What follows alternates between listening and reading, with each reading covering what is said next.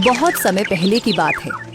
रामपुर के एक छोटे से गांव में मोहनलाल नाम का एक मछुआरा अपने परिवार के साथ रहता था। उसके पास न तो ठीक ठाक जाल था और न ही अच्छी नाव। उसकी मेहनत के बावजूद किस्मत कभी उसका साथ नहीं देती थी। मोहनलाल के परिवार में उसकी पत्नी प्रमिला और 6 वर्षीय पुत्र रोहन थे, जो दिन प्रतिदिन गरीबी और भूख से जूझते रहते। एक दिन सुबह के समय मोहनलाल अपनी पुरानी टूटी फूटी नाव के पास बैठा था। उसकी आंखों में थकान साफ झलक रही थी। तभी रोहन दौड़ता हुआ आया और मोहनलाल से बोला, पिताजी पिताजी, जल्दी चलो, माँ रो रही है, जल्दी चलो पिताजी। रोहन की बात सुनते ही मोहनलाल अपने बेटे के साथ घर की ओर चल पड़ा।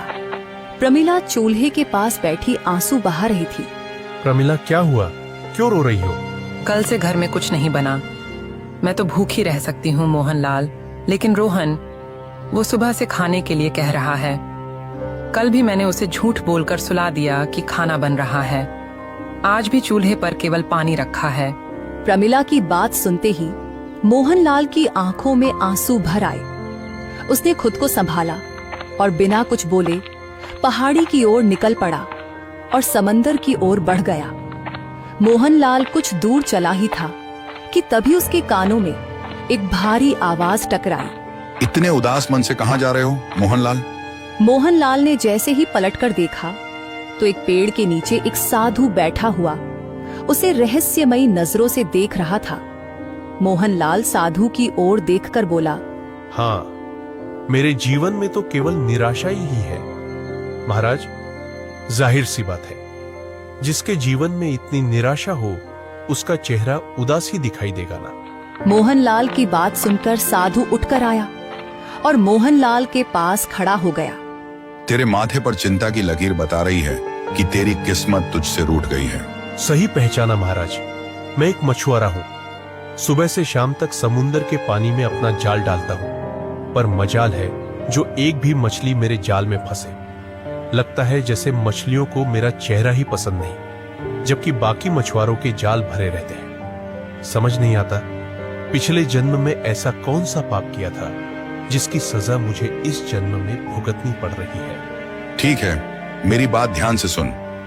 भगवान जो भी इंसान के लिए करते हैं वह उसकी भलाई के लिए करते हैं। ये सुनकर मोहनलाल गुस्से में बोला, अच्छा, तो आप कहना चाहते हैं कि मेरा परिवार भूखा सोता है और मैं खुद 2 दिन से भूखा सो रहा हूं। ये सब मेरे भले के लिए हो रहा है? वाह वाह वाह! भगवान के फैसले मनुष्य की समझ से बाहर होते हैं। बच्चे, अगर उसने तुझे गरीब रखा है तो उसमें ही तेरी भलाई होगी। हो सकता है कि अगर तेरे पास धन आ जाए तो तेरा व्यवहार बदल जाए।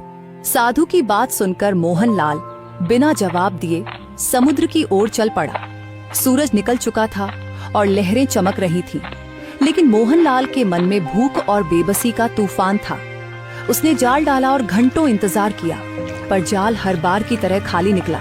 तभी पास से वजह नाम का एक मछुआरा अपना नया और बड़ा जाल लेकर मोहनलाल के पास आया। उसके जाल में बहुत सारी मछलियां भरी हुई थी। अरे भाई, क्या अभी भी मछलियां पकड़ने का सपना देख रहे हो?